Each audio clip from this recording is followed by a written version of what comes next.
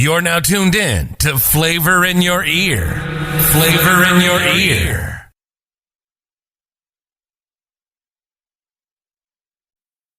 Right? And that made the whole thing work. That's the beginning of society. Mm-hmm. You with me? So there were roles, there were gender, right? Women made babies and take care of those babies and came together to take care of the nest and the community. Men were out there doing the hard work, which is neat. I mean, not that women's role is not hard, but more dangerous stuff. Let's put it this way, right? Like sometimes the guys went out hunting and if one didn't come back, right? Got eaten or crushed by the bison or the freaking mammoth or whatever, right? So it was dangerous work. So, but women appreciated that because they came back with poof. Okay, so get that going, please. We'll be sitting by the fire talking about how little Jack just lost his arm, right? And men tell stories around the fire where the women prepare the food, right? They went out for 3 days hunting. Now they're going to chill and recover and talk about almost losing little Jack, but he lost his arm, but that was worth it. Right? So storytelling, this is the history of human beings. All right, so back to sex. Whoosh, sorry, see? Oh, yeah. My brain. Back to sex. So imagine a small tribe, right? And with the man doing the hunting, the women doing the gathering. The worst thing today, and even back then, right, is the concept of raising a child that's not yours, right? To spend time, money, energy, and your resources as human male, right? Even a caveman, to go fight and risk your life every couple of days to get some food and try to get us all to survive by my actions. Everybody does their part, but the worst thing is, to raise the child that's not yours. That's the biggest insult it's always been. Now, back to nature. Are you ready for this? Get this. This is why. This is mind blowing to me. This is why when a child is born, he always looks, or she always looks like the dad. This is how women can identify, men can identify, is this my child? Look like dad, even if it's a girl. The first few months, at birth. Some crazy shit, right? Like we forgot that concept completely. But in nature, the baby always looks like his dad in the beginning. Interesting. Again, that's one way to identify, this is my child. Like skin tone, eye shape, right? Like you recognize, she just like her dad.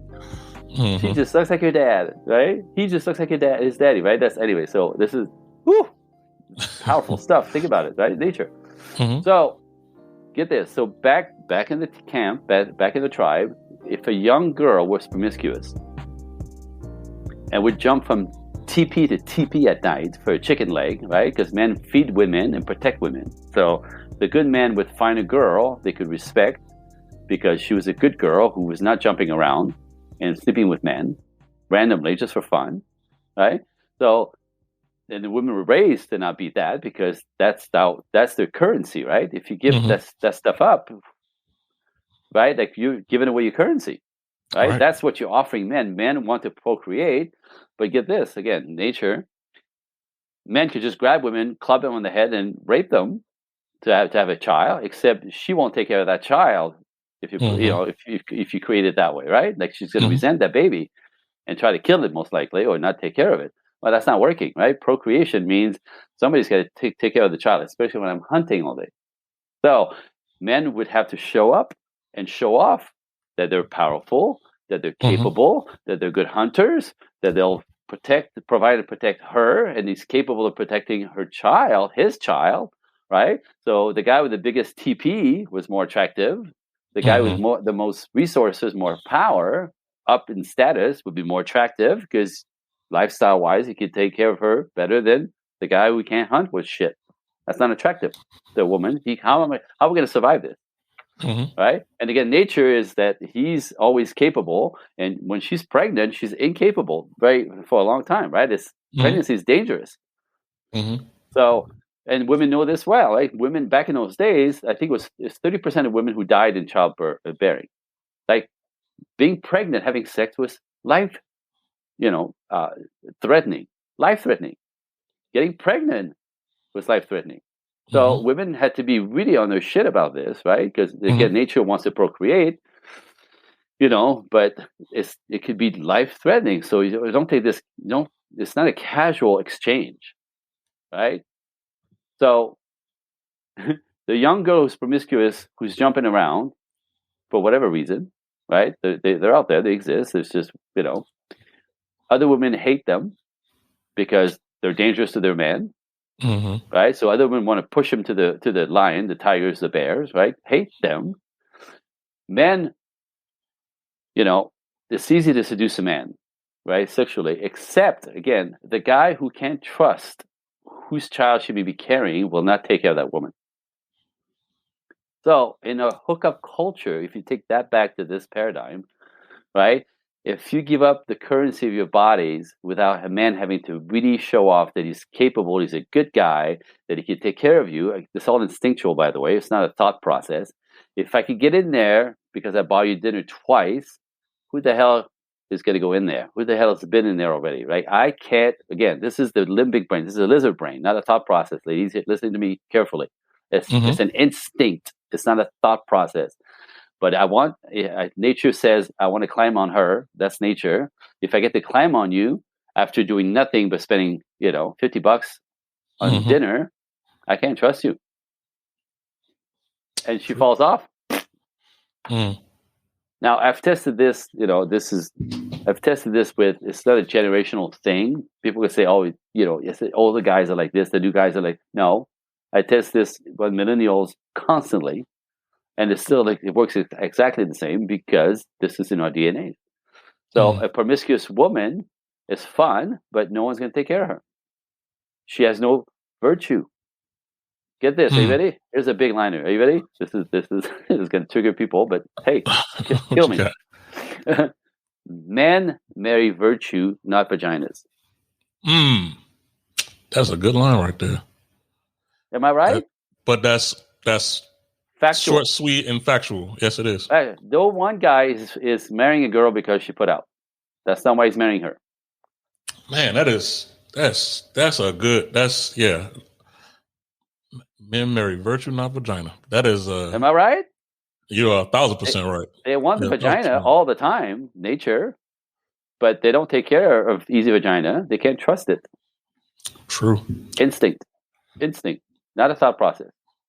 And when I teach this to the guys, they always go like this. Wait, hold, that's not, oh, yeah. Yeah. That's what it is. Right? So I had a client, just a quick story, right? A quick story. I had a client, a girl, and 33, beautiful girl, but manly and, and sure, her default system was, I'm not only a pretty girl, she was a cocktail waitress as well. So she had no problem getting dates, you know what I mean? Because she's exposed in the world of men, right? Not a cocktail waitress, a waitress, food waitress, food server.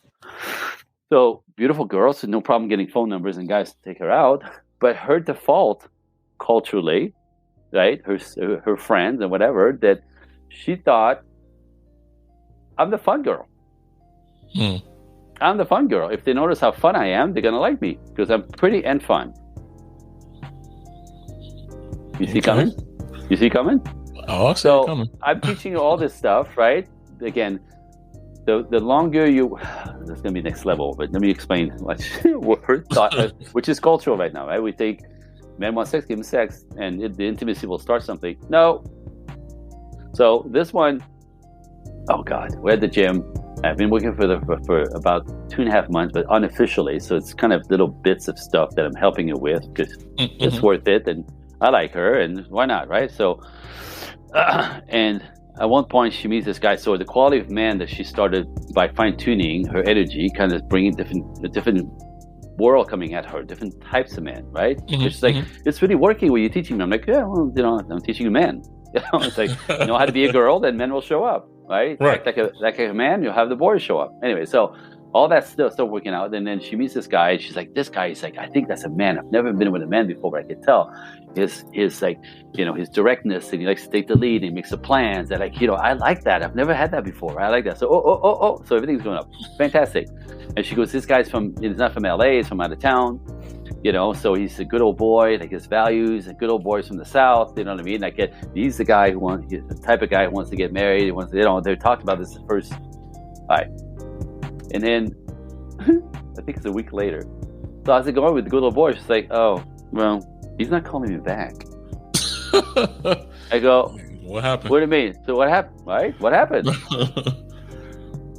She's like, and we hadn't had the conversation yet. That don't cross the line too fast because you fall right off. And she's like, well, did you have sex with him? She goes, oh my God, no, I just went out twice with him.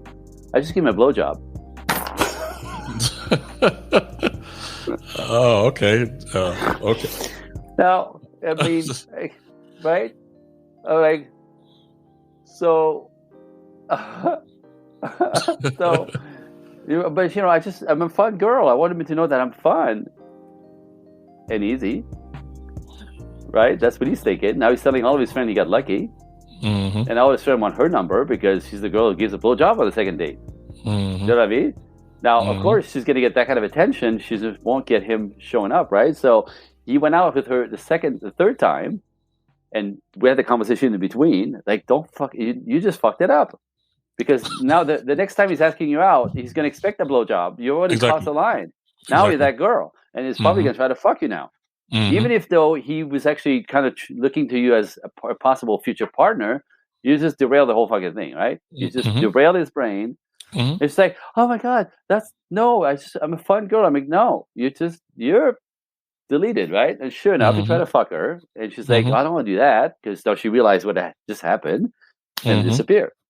Right? He disappeared. Now, funny thing, I was at the gym when she told me this. So I go in the dressing room afterwards, and I'm just going, I can't fucking believe that she just went there thinking that was the right thing to do. Like how stupid can you be, right? Like, so this, I swear to God, I did this again. This is me testing, right? There's 5 young guys in the bathroom, like 25-year-old guys, right? The little studs, right? It's 5 young guys. They're not really manly. They're just guys.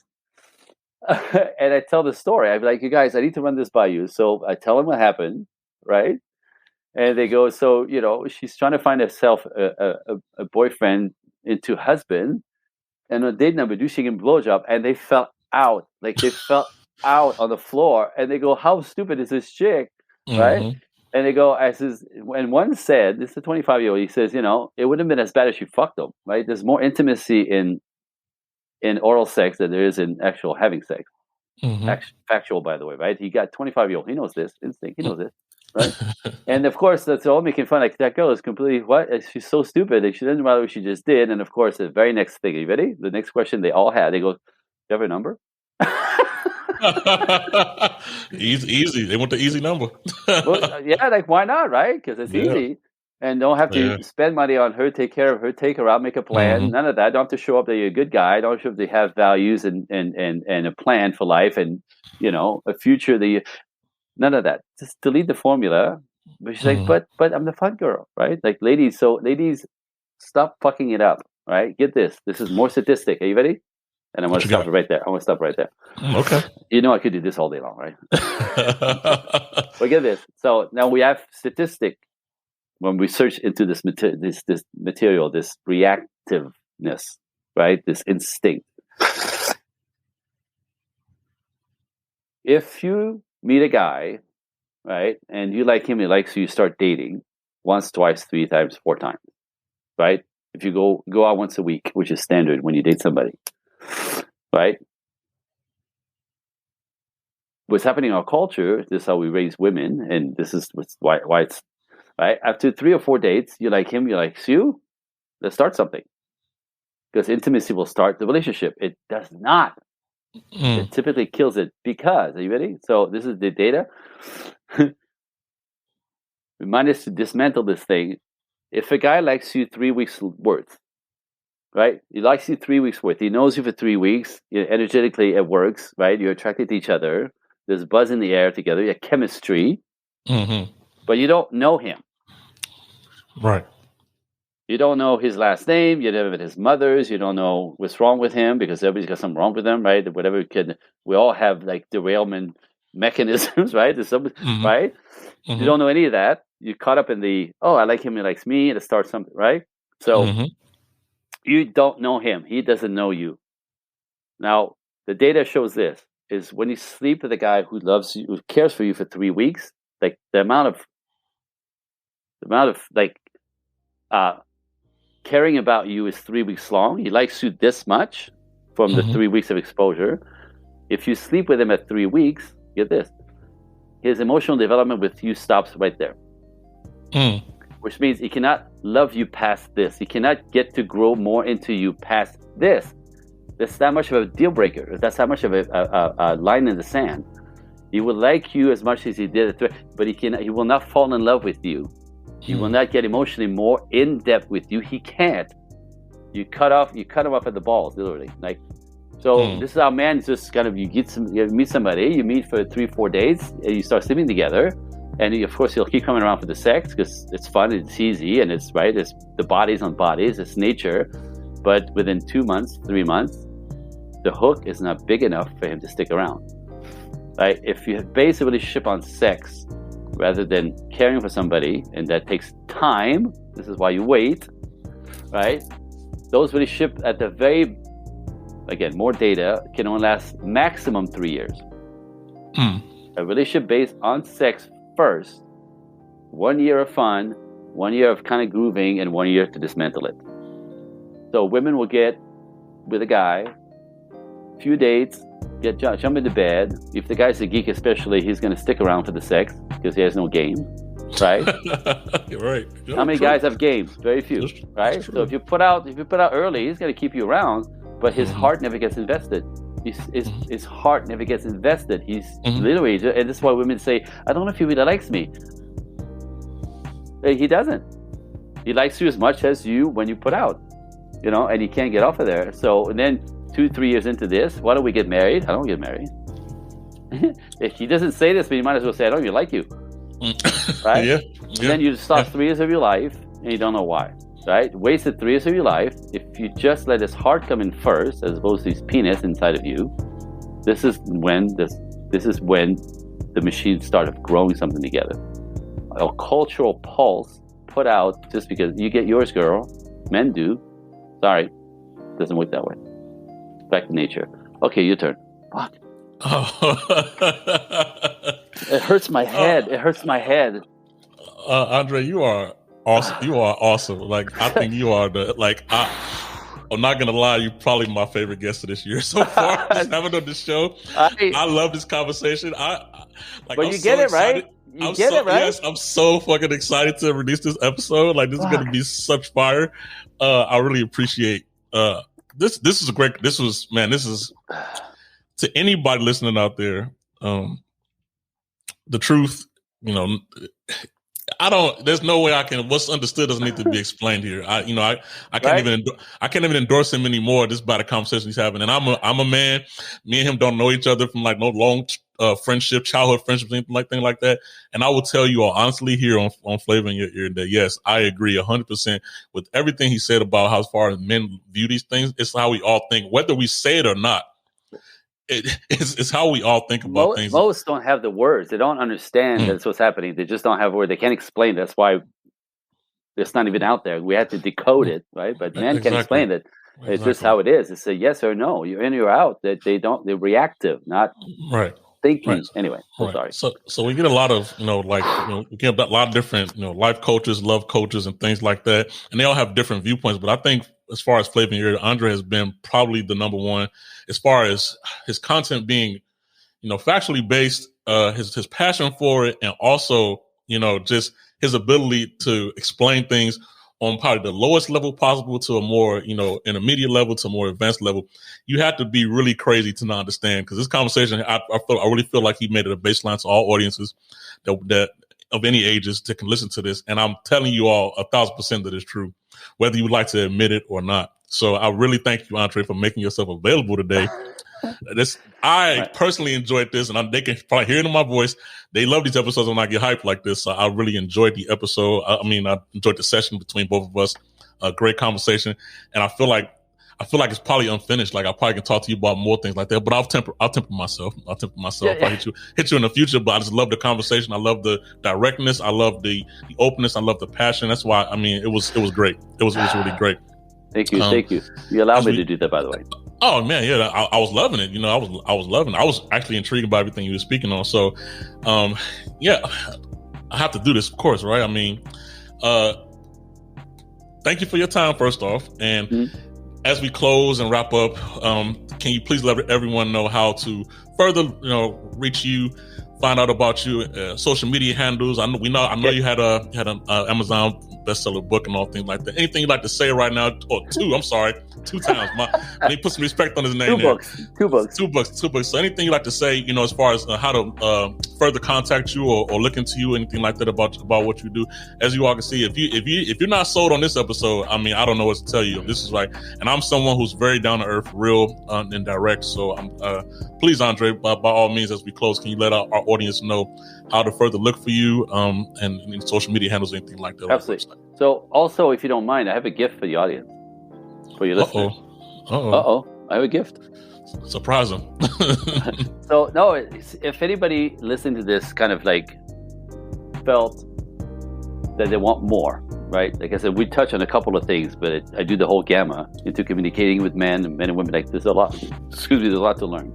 So anybody's curious about working with me, I create a landing page. If you go to www.andregroupcoaching.com, it lands you on my calendar, right? And from there, you can book a time and spot, like a VIP 1 hour exploratory call, where I start with all my clients with this, the what's wrong with me for the ladies, or how the hell do I do this for the men type thing, kind of where we actually dive into. This is pretty deep, but in order to get in a healthy relationship, you have to clean up your baggage. We all have baggage. Now, most of us, the baggage comes, the injuries of life come when we're little. Between the age of 5 and 11 is when our consciousness is open, and we get that. Not one of us gets out of childhood unscathed, right? Life happens, all different levels of abuse or neglect or mishandling or whatever, and so we come out of childhood with a belief about ourselves, people, the world, and people. So ourselves, the world, life, and people. Like, can't trust women, can't trust men. I'm not good enough. I'll never achieve anything.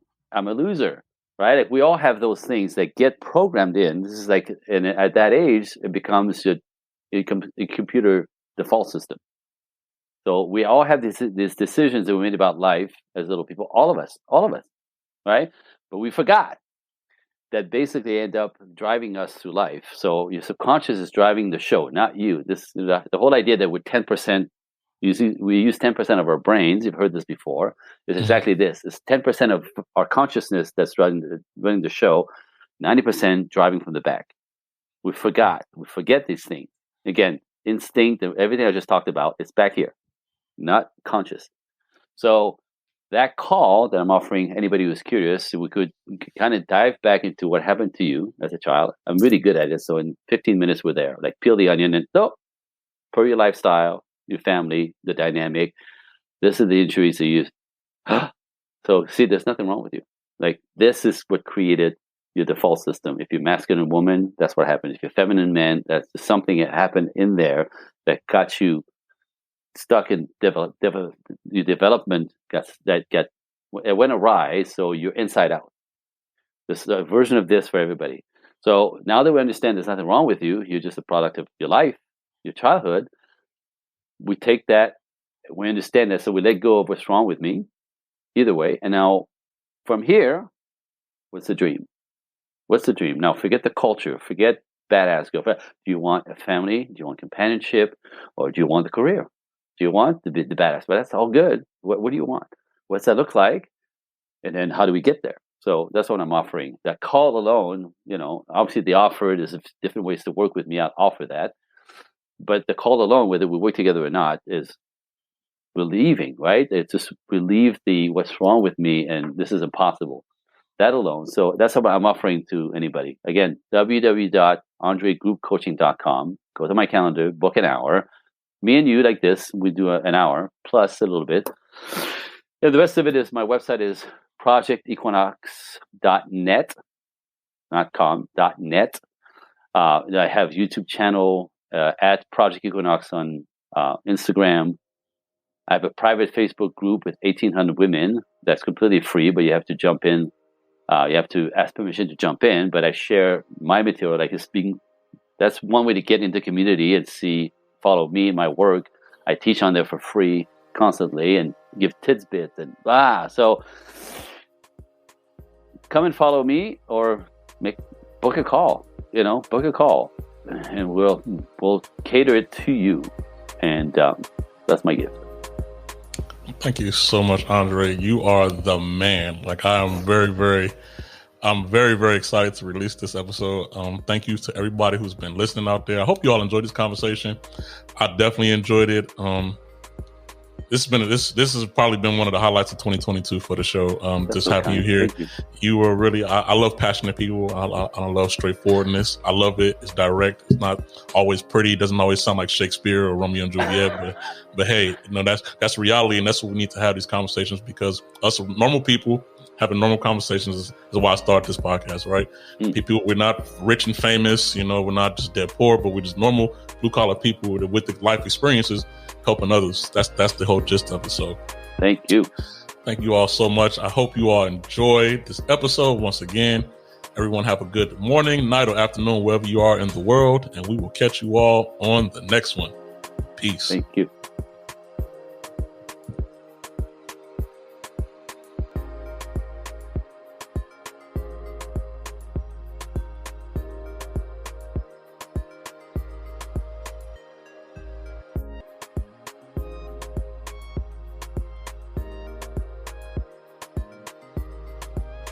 Thanks for tuning in to another episode.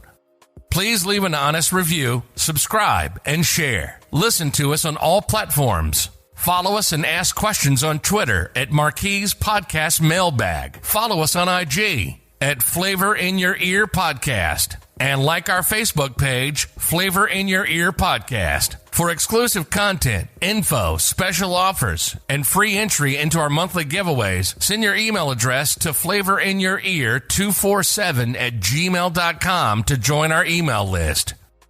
If you're anxious, we have a snippet following our next episode's topic. Peace and love.